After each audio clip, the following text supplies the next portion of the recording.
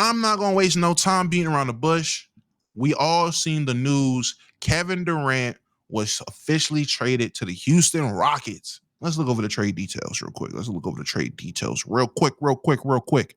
Kevin Durant traded for Jalen Green, Dillon Brooks, the number 10 pick in this draft, and 5 second-round picks.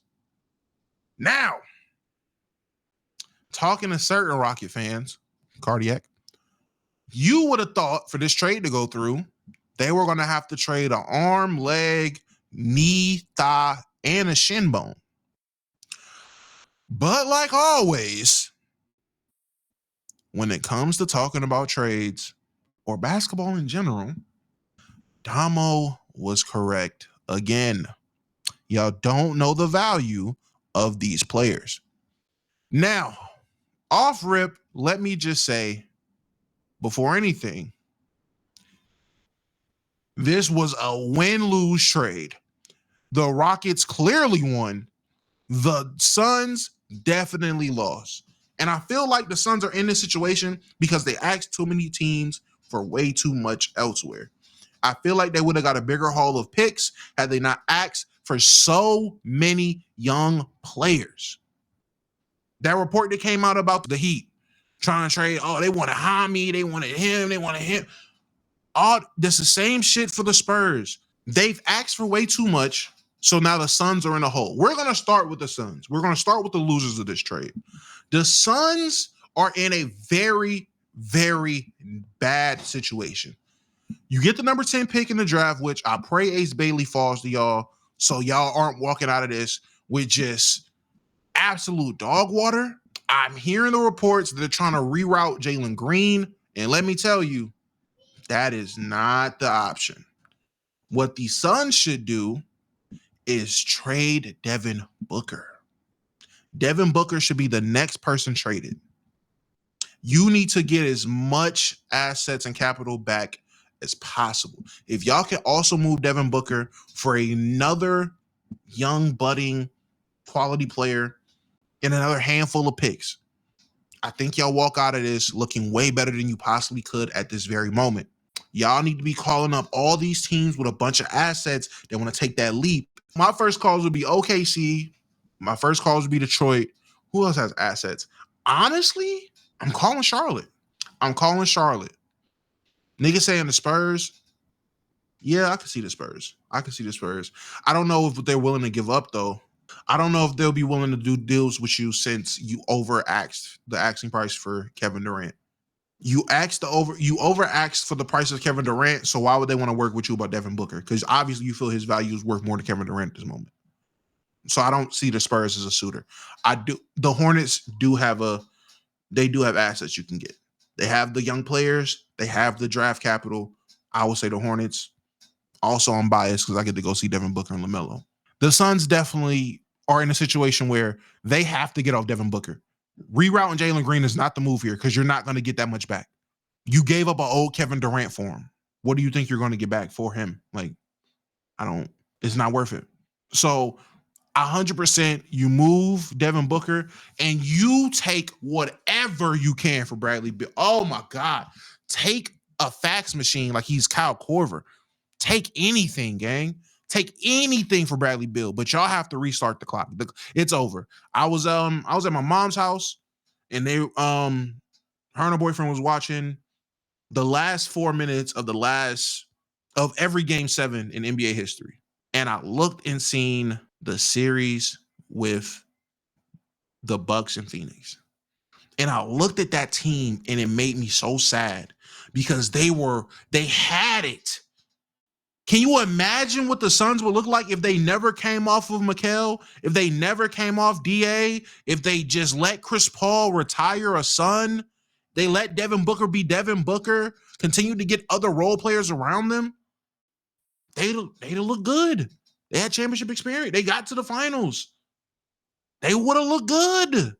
They could have kept it together, but they ruined it when they ruined that team. So they need to blow it up. That's really all I can say about the Suns. Talking about the Rockets, look, man, people ain't going to want to hear this. But before this season, I said Sengun and Jalen Green both have to have all-star caliber rises, seasons, for them to take that next step. And in my opinion, Sengun did take that step. Jalen Green did not. And the problem is, well, not even the problem. What's even better is Amen took a better step compared to his rookie year, really because of health. But Amen took a step that was big enough for me to say, you don't need Jalen Green. And if Amen can take that step between year 1 and year 2, usually there's a sophomore slump. Imagine the year 2 to year 3 improvement if he knows what skills he needs to develop, which is his on-ball skills. If he continues to be an on-ball player, if he continues to develop the skills that will make him an on-ball guard full time, oh my God. That next to Kevin Durant would be amazing because we've seen Kevin Durant get to the final. Again, we're talking about a 37-year-old KD. I understand that. 37-year-old KD can still give you 25 a game. 37-year-old KD can still give you buckets. And you genuinely just traded Kevin Durant for Jalen Green and Dillon Brooks. You literally are replacing the production of both Dillon Brooks and Jalen Green with the production of Kevin Durant.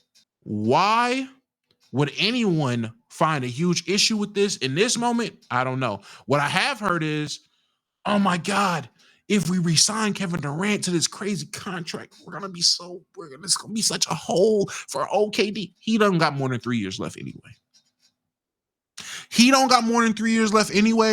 And where he's at in his career, I don't see him stagnating the important players. The important players being Amen, Sengun, and Tari. I feel like Jabari he's shown his hand.